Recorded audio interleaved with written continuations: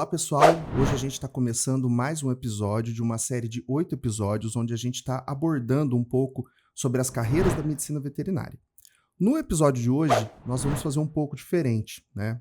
Durante as nossas entrevistas, os nossos convidados, a gente acaba dando um pouco mais de tempo para eles, para que a fala seja mais uma fala pautada neles, mas a gente sempre sente um pouco de falta de falar um pouco sobre as nossas experiências. Então o episódio de hoje é um episódio que está muito focado nas carreiras da Silvia e na minha carreira. Então a gente vai falar um pouco sobre as nossas carreiras, até mesmo para quem tem interesse, né, em conhecer um pouco mais sobre a gente, está sempre escutando, né, nas outras entrevistas com os outros convidados, para conhecer um pouco mais sobre nós, né?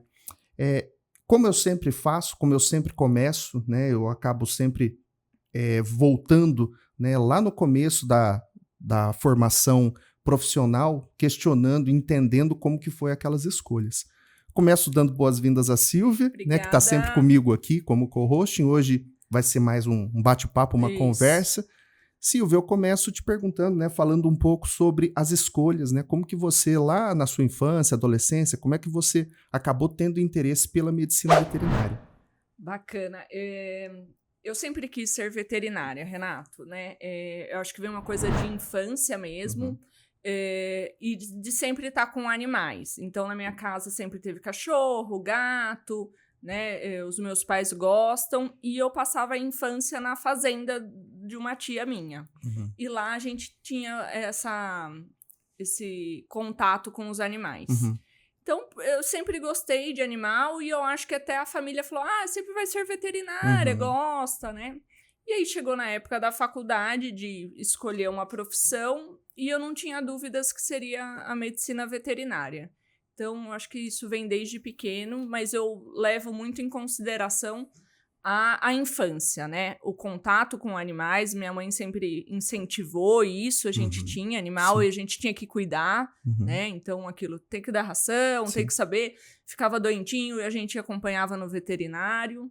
E as férias a gente passava nessa fazenda que tinha gado, galinha, fazenda, coisa de fazenda. E eu tinha um tio que me levava junto, assim. Então, as minhas primeiras recordações são essas, de querer a veterinária.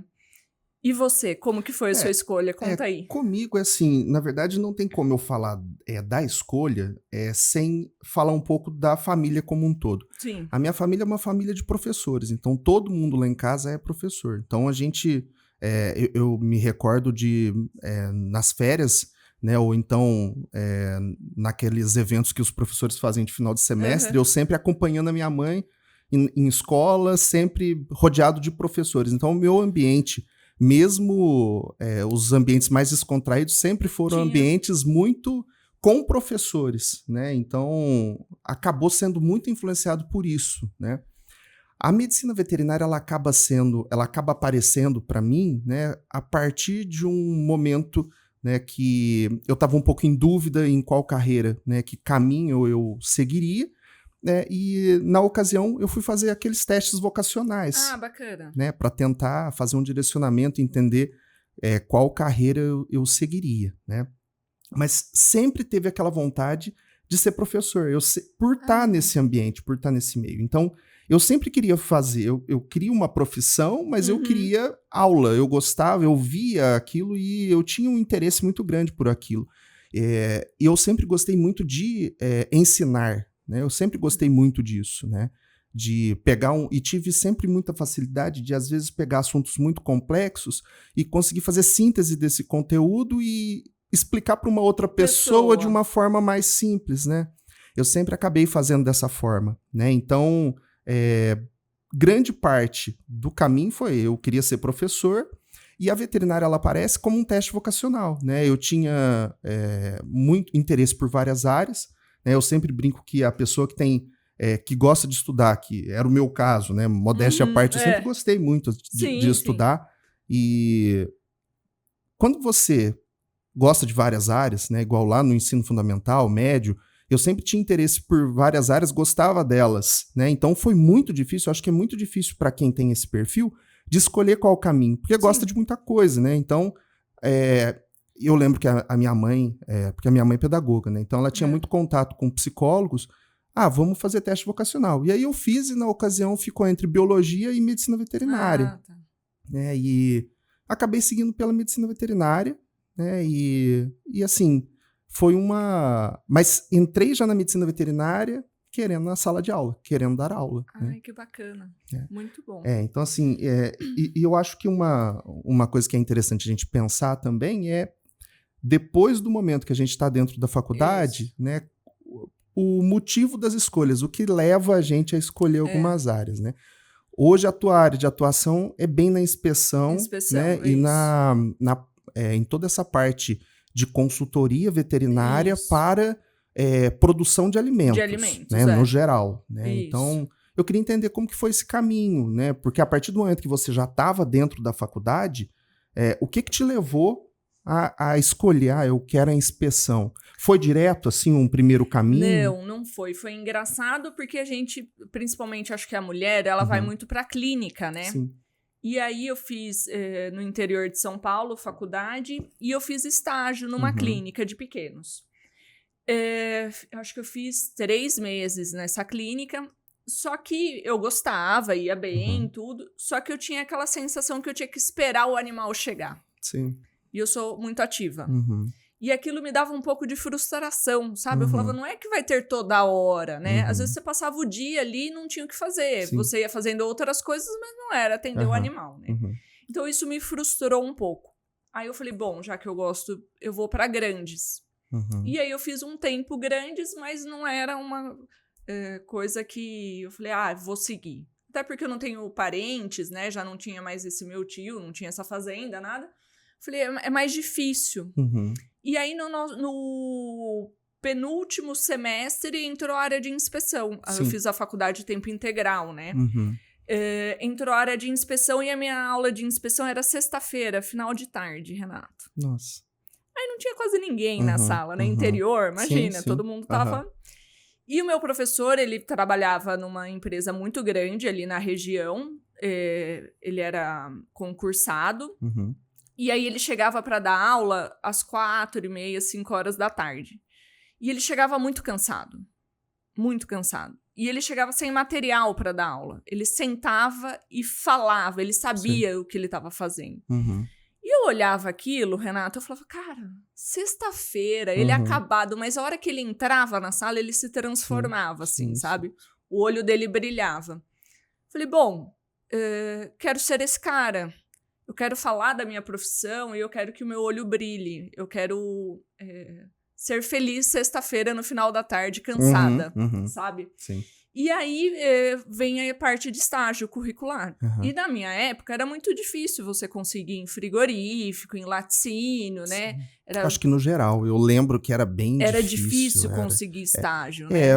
Por outro lado também, eu acho que na época que a gente estudou, ainda não estava consolidada aquela lei do estágio, né? Não, tinha que bater na porta. Batia na porta, né?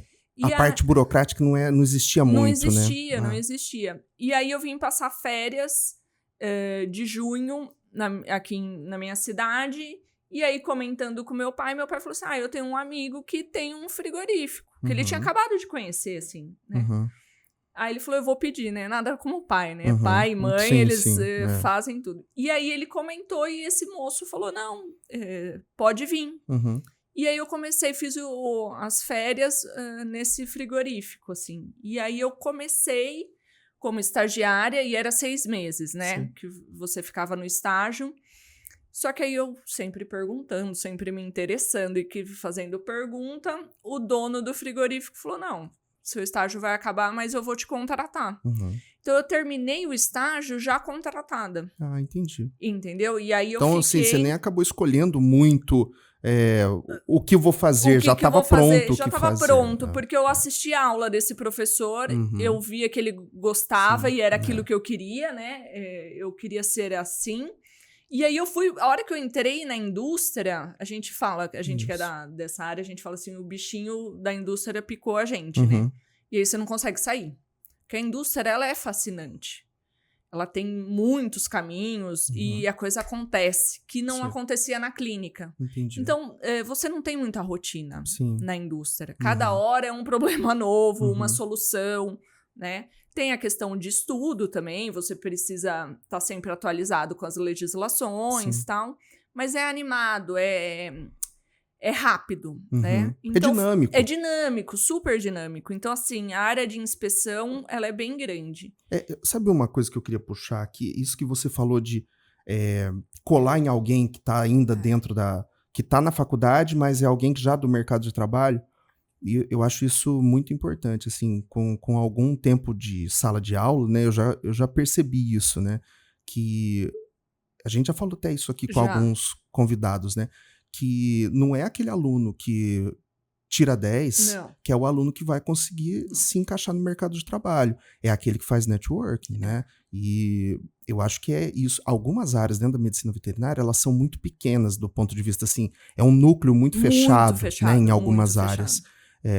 E eu percebo que os alunos que conseguem penetrar nesse núcleo que é muito fechado é porque fez networking durante a faculdade, colou em alguém e essa pessoa colocou dentro do mercado, né? No frigorífico que eu trabalhei, tinha uma pessoa que dava uma assessoria.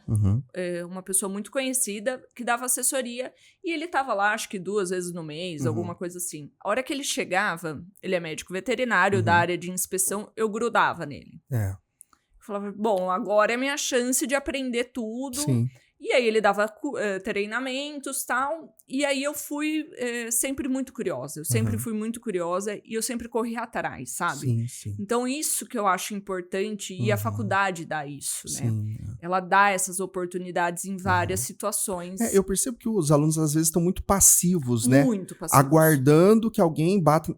Isso não vai acontecer. Não. Ninguém vai chegar ali e vai te chamar se você não se mostrar, se você não se vender, né? Isso não vai acontecer, né? Então, eu acho que esse ponto que você está trazendo é um ponto que é fundamental. E, infelizmente, né, e eu percebo que muito se agravou durante o pós-pandemia, né, que pelo fato de cada um ficar na sua casa, na frente do seu computador apenas, essa questão mais de...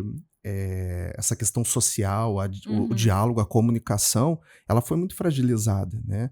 E eu sempre falo isso para os alunos, sempre toco nesse ponto. Falo, gente, vocês precisam se comunicar, né? Precisam ver o que... te ver, né? Precisa. Quem não é visto não é lembrado, né? Sim. E você, como que você foi para a área de patologia? Na verdade, foi assim... Também lembro um pouco isso que você falou. Quando eu estava no último ano de faculdade, a coisa já foi meio se direcionando. Eu até agradeço que foi dessa forma, porque eu não precisei muito escolher, né? Porque como eu disse, né, eu já tenho muita dificuldade em escolher, porque eu gosto de muita coisa. Então, eu tinha já uma dificuldade em escolher qual área, mas a coisa foi seguindo para esse caminho, né? Foi assim, quando eu estava...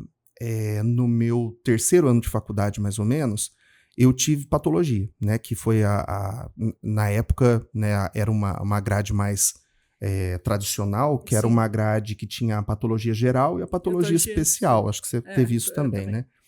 E logo que eu tive a patologia geral, né, eu já me interessei muito e eu cursei a patologia geral e no próximo semestre, fazendo já a patologia especial, eu comecei como monitor da patologia geral. Isso é legal. Então, eu já comecei na monitoria, né? E eu fiquei na monitoria da patologia o final da faculdade. Então, eu fiquei o 3º ano inteiro, o 4º ano inteiro e o 5º ano inteiro de faculdade já como monitor de patologia. Só que, assim, eu não gostava só de patologia. Eu gostava também de farmacologia e de fisiologia. Então, eu também era monitor de farmaco e físio, no mesmo período. E na ocasião, né, existia na faculdade uma linha de pesquisa com uma professora, né, que ela tinha bolsa FAPESP, e ela me sugeriu, falou, Renato, vamos tentar criar um projeto de iniciação científica via FAPESP? Eu falei, vamos fazer. E ele foi aceito, né? E aí eu desenvolvi iniciação científica pela FAPESP nos últimos anos de faculdade. Então, eu acho que o meio do 3º e 4º e 5º ano, né? Então, o finalzinho, o meio, a parte final, a metade final da faculdade, eu fiz iniciação científica.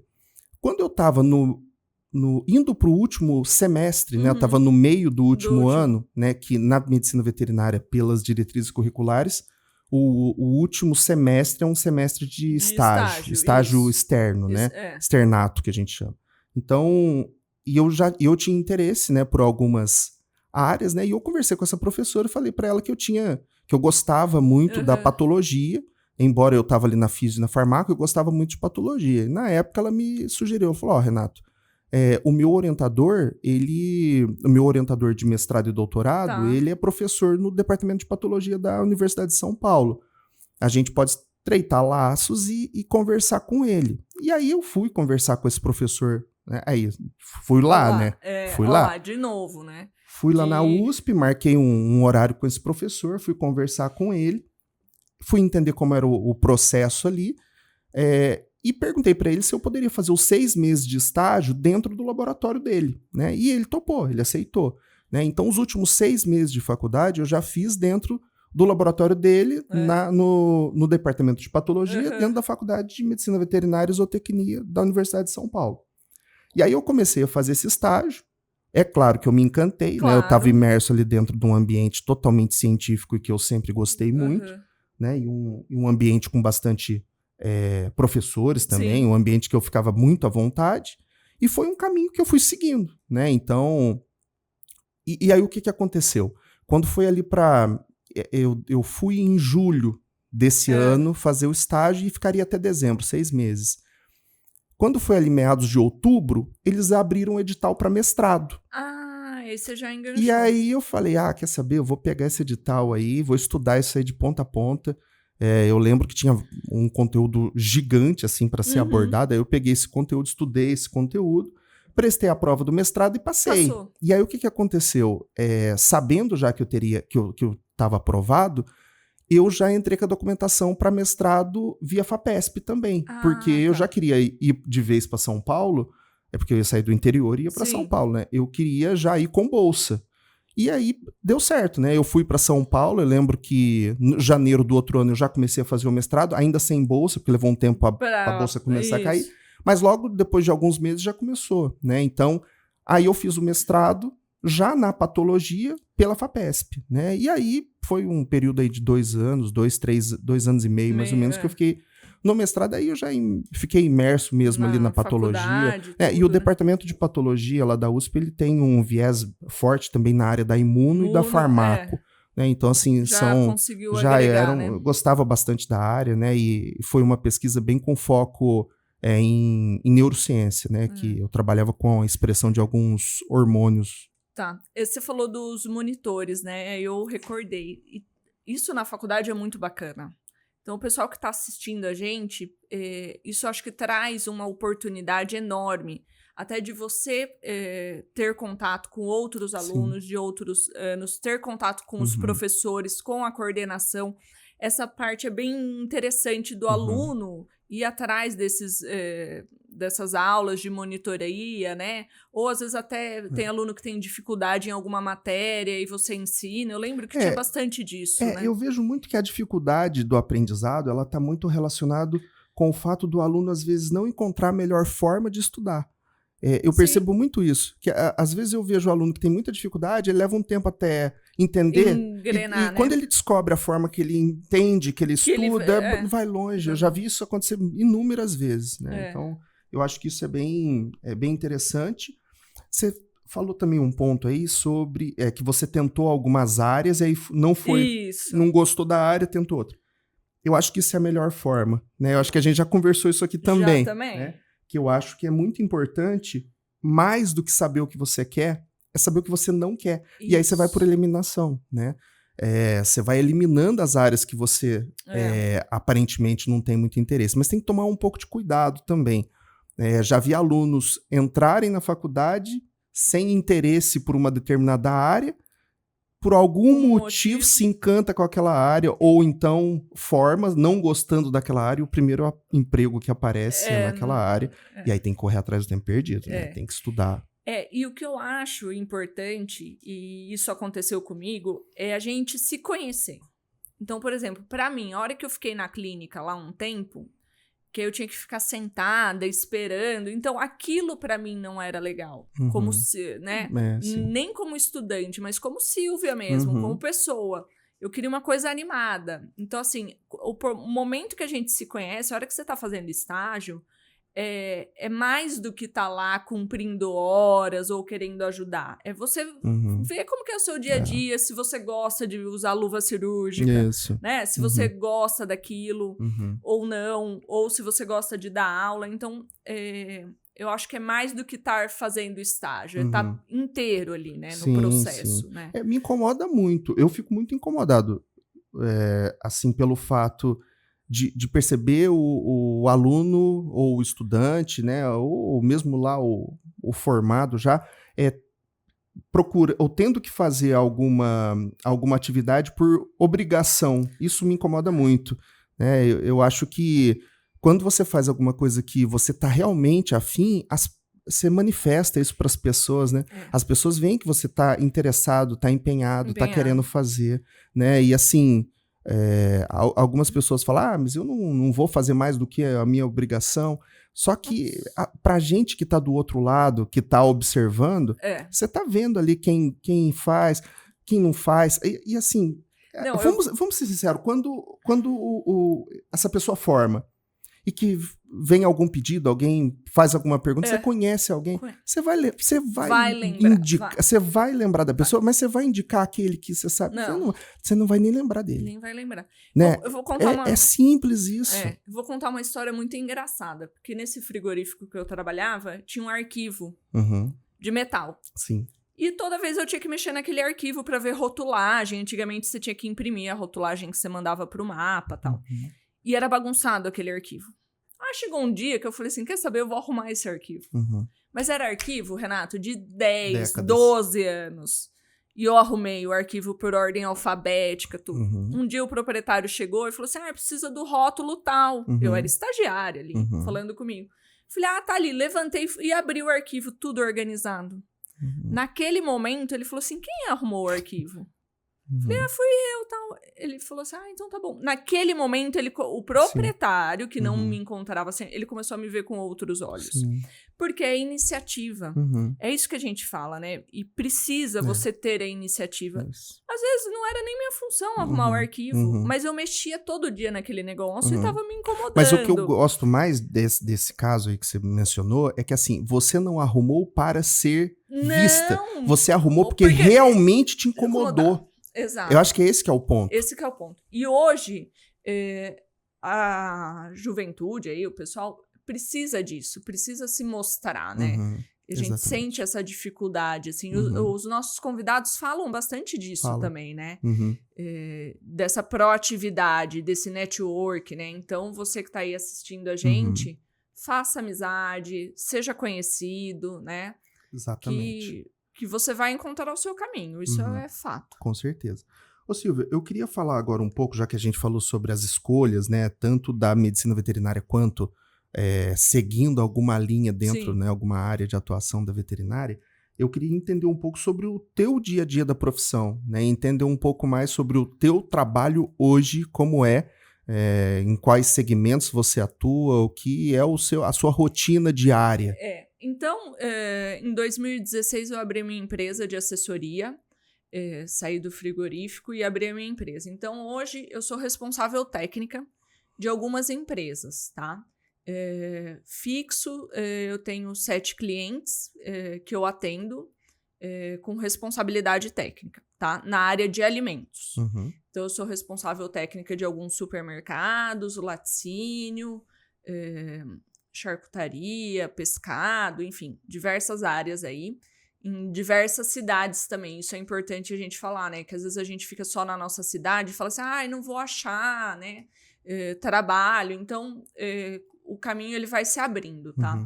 Então, hoje eu tenho essa parte de responsabilidade técnica, tenho a parte de treinamento. Então, eu sou contratada para dar treinamento para esses colaboradores. A parte de documentação, vigilância sanitária, Anvisa, MAPA, né?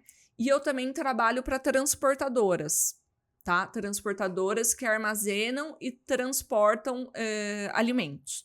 E aí eu faço a parte toda de licenças ambientais. Então, Polícia Civil, CETESB, IBAMA, Exército, eu faço toda essa parte de licenças. Então, o meu dia a dia, Renato, ele é eu monto o escopo da minha semana com base na visita dos meus clientes. Eu não fico tempo integral nesses clientes, tá? Então, assim, eu não fico a semana toda num cliente ou o dia inteiro em um cliente. Então, meu dia eu divido normalmente em 2 clientes e a gente vai percorrendo esse processo. Então, é bem animado, entendeu? Sim.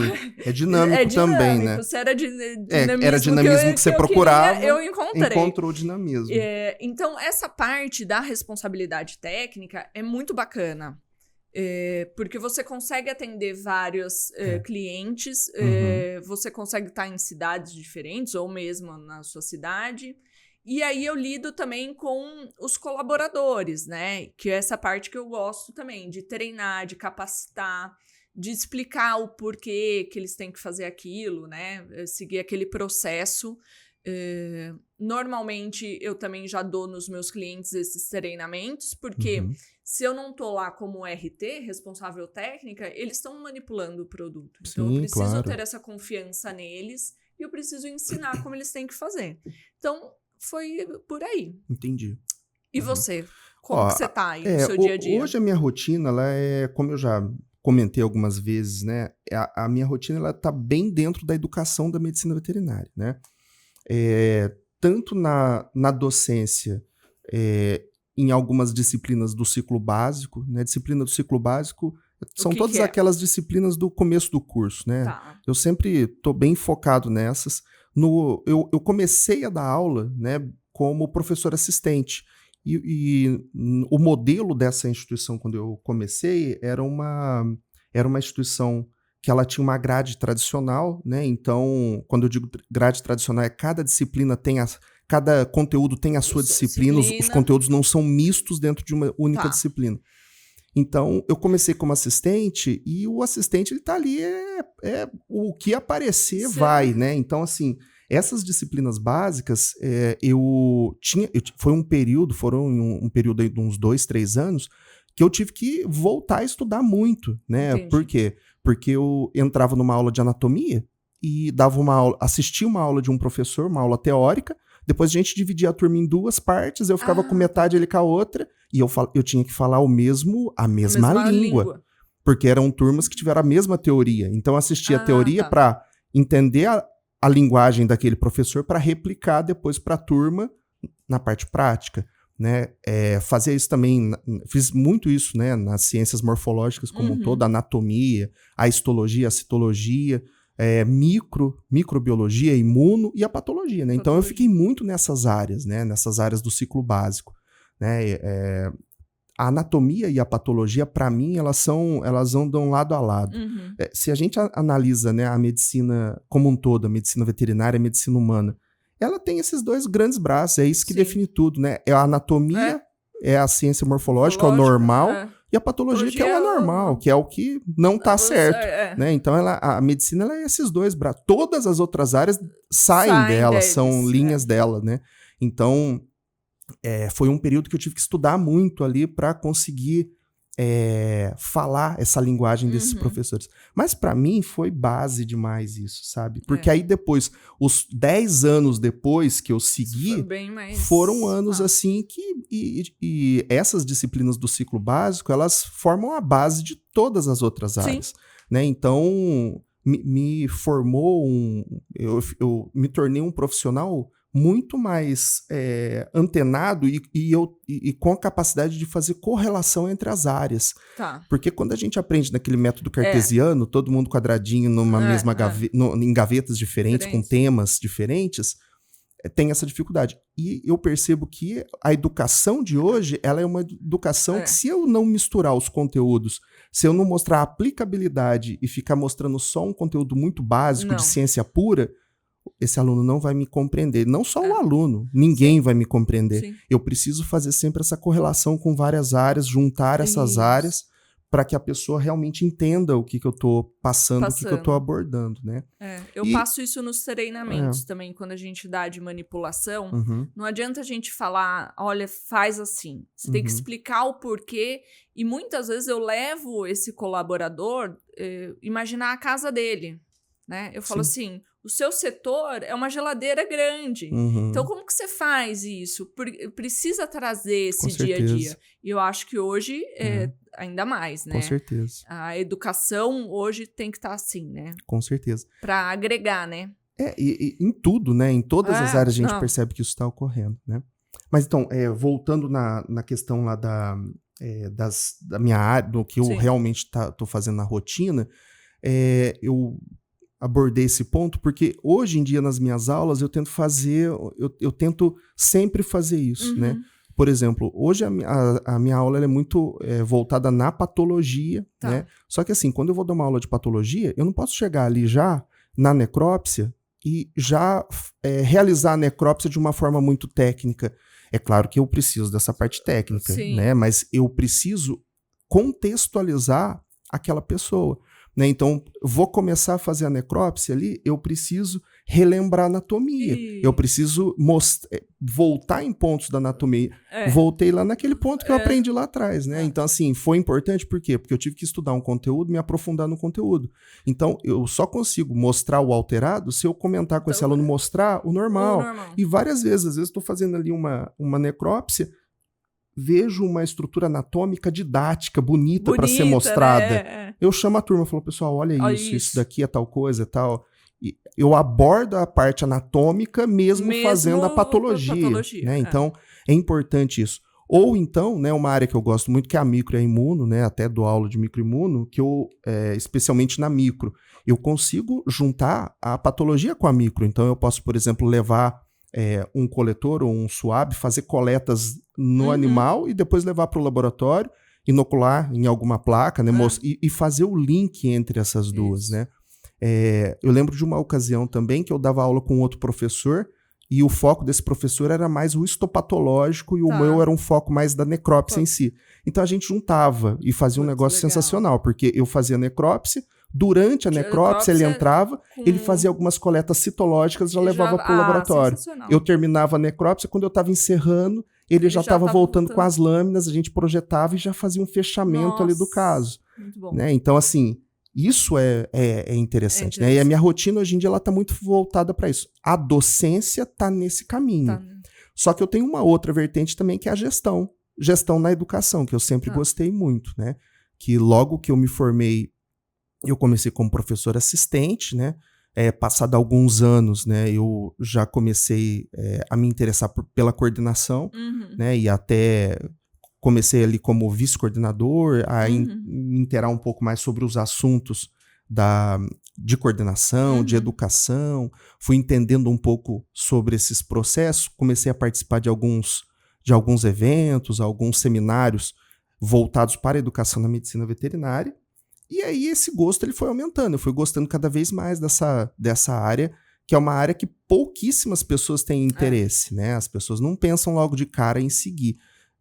Hoje em dia a minha carreira está muito voltada para a gestão, né? E desde então eu fui já seguindo em várias coordenações ou alguns cargos relacionados com a gestão escolar, né? Hoje eu já passei hoje eu estou numa função de gestão, né?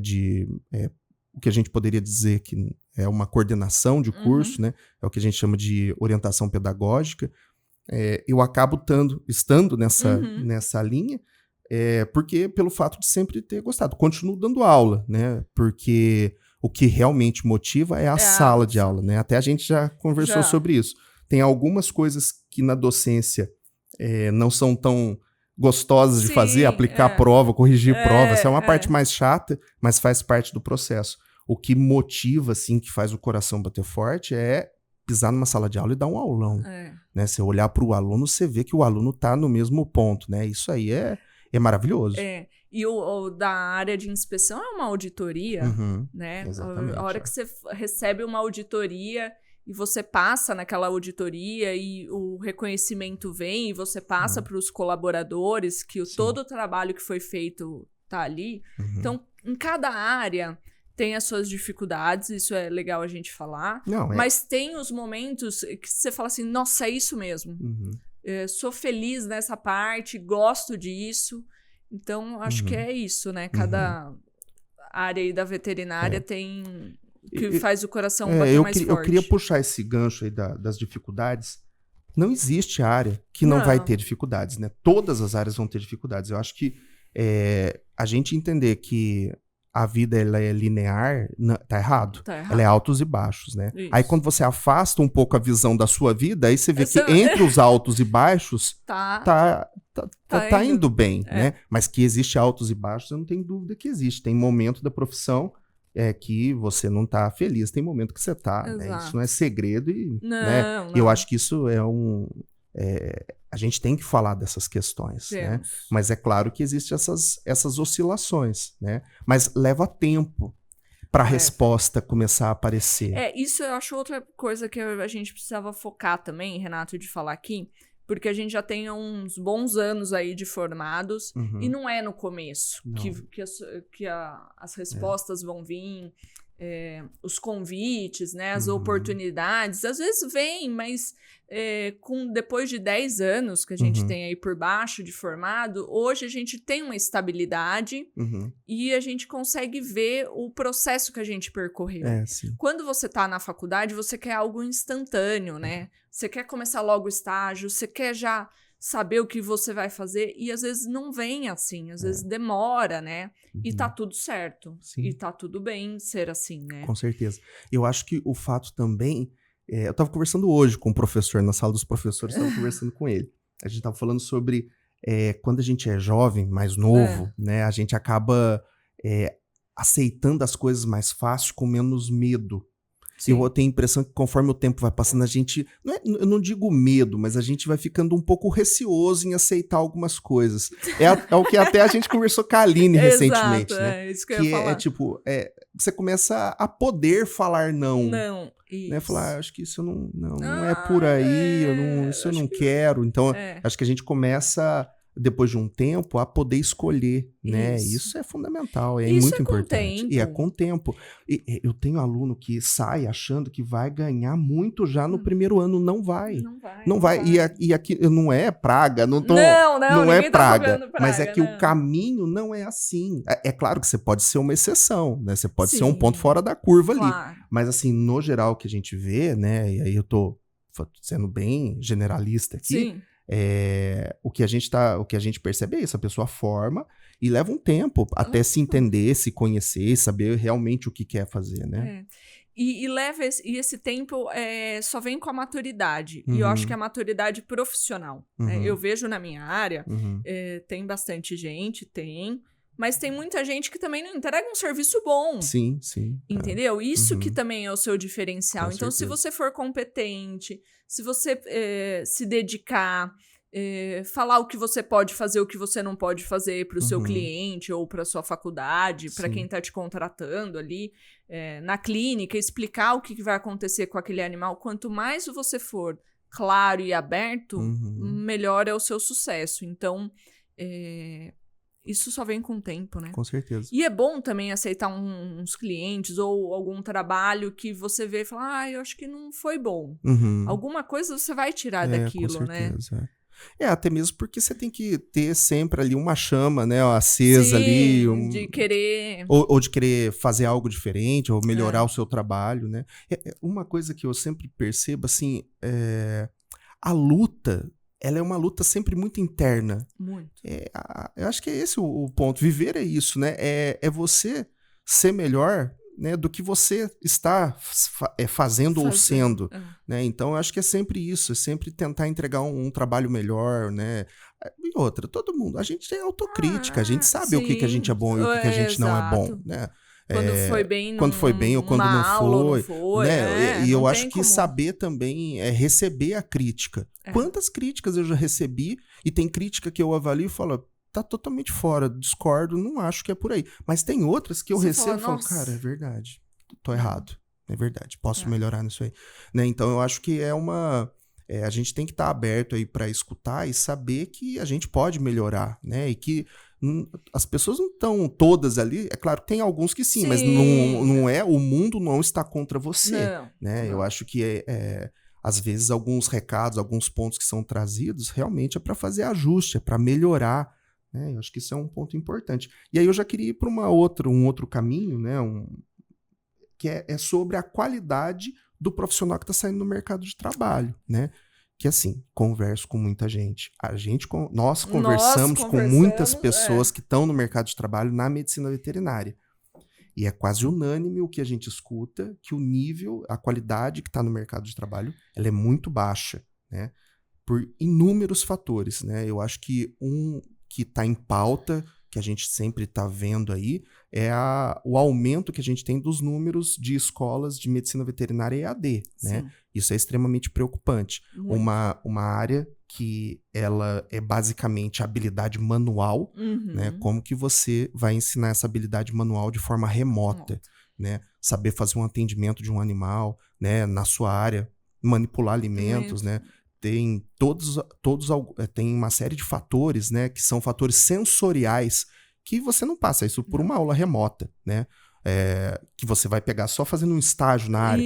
O cheiro de um produto, o cheiro de um local. Eu lembro de uma vez, uma visita que a gente fez eu acho que era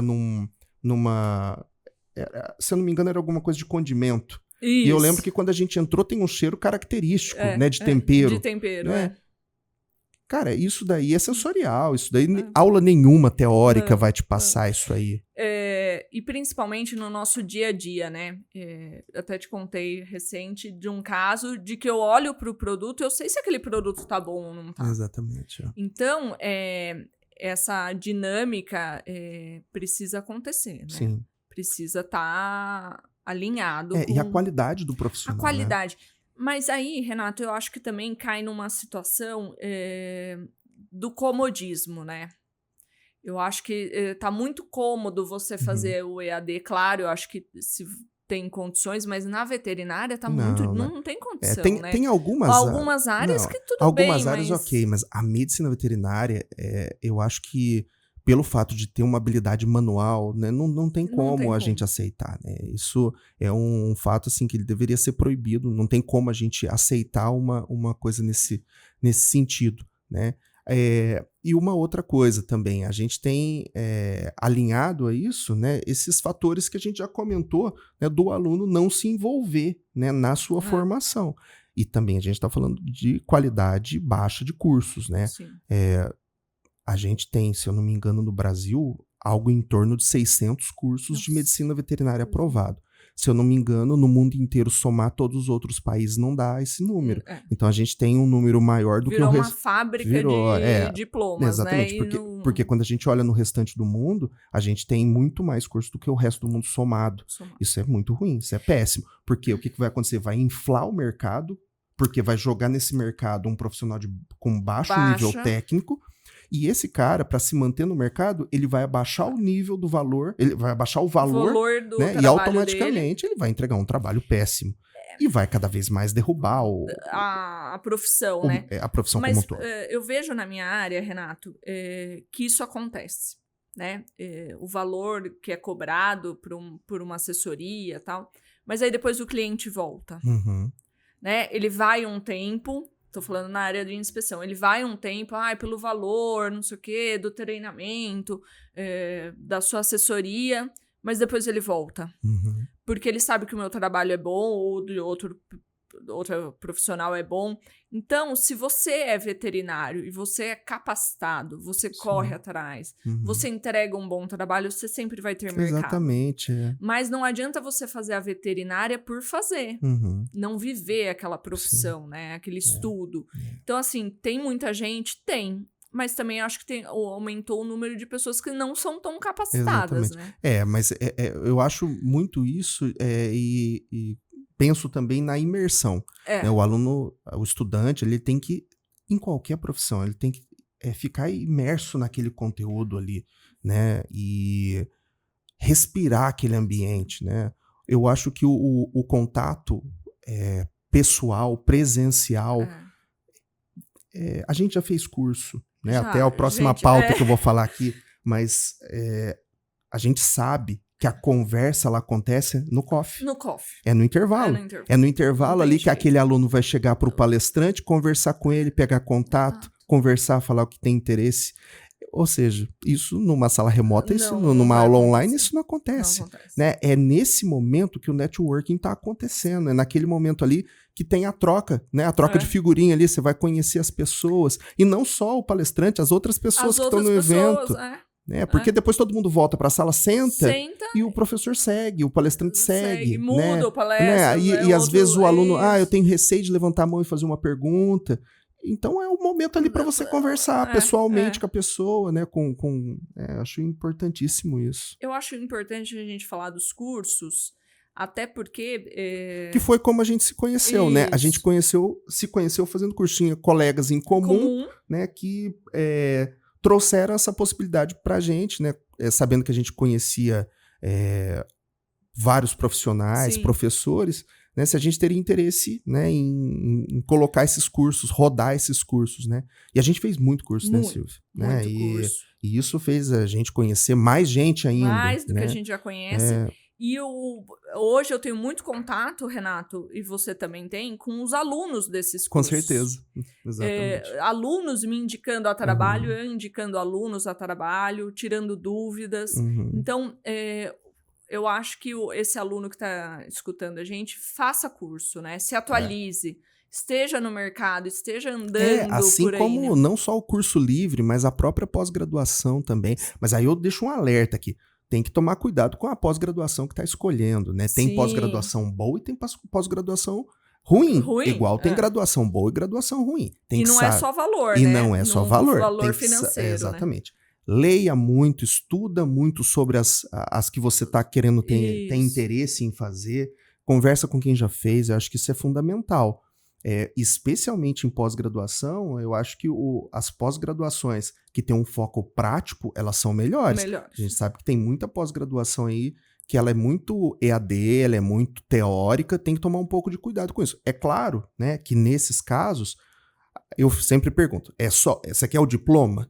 Isso. Né? Porque assim, peraí, o que você quer? Você quer a experiência? Você quer a habilidade, treinar aquela habilidade? Vai procurar uma coisa de qualidade, então. Porque se você quiser só o teu diploma, obviamente que ele não vai estar... Se quiser um diploma por preço barato, você não vai encontrar com qualidade. Isso é meio óbvio, né?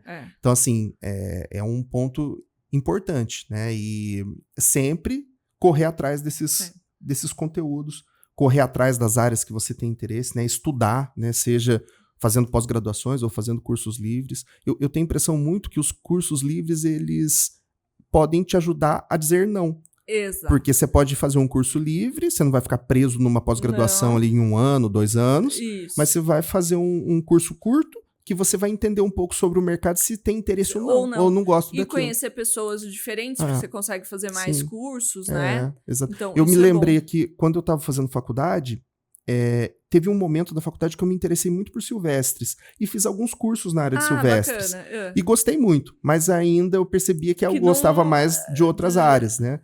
Então, assim, vai muito do perfil de cada pessoa, né? E é importante conhecer essas áreas. Participar das semanas acadêmicas também, isso dá uma visão. Eu acho que isso é um ponto bem importante, né? A gente sempre tá pensando na formação, né? Qual é a formação que eu quero, né? E tá sempre atento com isso, né? Já a gente seguindo, né, para uma finalização aqui, né, da nossa conversa, eu queria falar um pouco sobre quem te inspira na medicina veterinária. Você tem alguém que...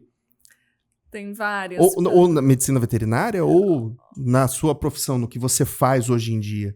Na minha profissão tem várias pessoas, a maioria é do Ministério da Agricultura, que eu tenho contatos. Então, são algumas pessoas que começaram até o Ministério da Agricultura, que tem muita história para contar, que fizeram toda essa parte estrutural, né, de legislações. Tem esse professor que começou comigo no estágio, que é o Ricardo Calil, tenho um carinho enorme por ele. E de veterinário, tem um aqui na cidade que eu levo meus animais. Não sei como que é você e os seus animais. Mas eu tenho muitos colegas. Na faculdade é mais fácil, né? E aí eu levo os meus animais numa clínica, assim, aí eu vejo ele atuando, eu falo, olha que legal. Então, eu acho importante também a gente estar sempre conectado com essas pessoas que brilham, assim, o nosso olhar, né? Que tem que você fala assim, olha, ele é bom, é um bom profissional. Exatamente. Então é isso, assim, eu tenho bastante nessa área, principalmente aí do Ministério da Agricultura. E você, quais são os seus? Olha, na docência, né, quando eu fiz faculdade, né, eu fiz faculdade em São João da Boa Vista, eu tive um professor, o João Flávio Panatoni. Hoje em dia ele é coordenador também. E é um cara, assim, que eu lembro quando eu assisti a primeira aula dele, eu fiquei fascinado pela aula, eu falei... É isso, eu quero dar aula também, eu quero fazer isso. É engraçado, né? Eu fiquei, foi uma aula, aquele modelo de aulão, assim, extremamente impactante, que eu aprendi muito, né, sobre isso, era morfologia, ciências morfológicas também, e foi naquele momento ali que eu falei, cara, é isso, eu quero seguir nessa linha, ser professor, seguindo, né, como veterinário, mas também na docência, né. E, assim, não tem como eu pensar em inspiração também, né? Aqui é um pouco de clichê também, mas como eu cresci num ambiente de professores, a minha mãe, ela teve uma influência muito grande nessas escolhas, né? Pelo fato de ela também ser professora e estar sempre nesse meio. Né? Então, isso ajudou a inspirar, a conduzir, né, muito para esse caminho. E como ela é pedagoga, eu sempre me recorro a ela, porque às vezes eu tenho algumas questões, né? Que só quem tem a formação mesmo de pedagogia consegue, e quem né? conhece bem o filho, exatamente, né? Que vai falar assim, Renato, exatamente, vai por aqui que é melhor. Vai por ali. Mas é importante, né? E todos os nossos entrevistados, eles falam da família ou de um amigo próximo que incentiva. Então, se você também tem um amigo próximo, um familiar que gosta de trabalhar, às vezes não é na veterinária, mas que mostra esse prazer, é bom a gente seguir, né? Com certeza. Silvia.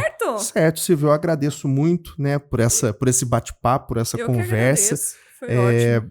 Sigam a gente nas redes sociais, né? A gente está passando uma série, né, de 8 episódios, né? Onde a gente está trazendo profissionais de várias áreas de atuação na medicina veterinária, para que justamente o aluno conheça um pouco, o estudante conheça um pouco, e o recém-formado também, né? O nosso público-alvo, né, é o estudante de medicina veterinária e o recém-formado de medicina veterinária. Então a gente agradece quem ficou até esse momento aqui. Sigam a gente, né, prestigiem, né, todo o nosso trabalho, o processo que a gente está fazendo.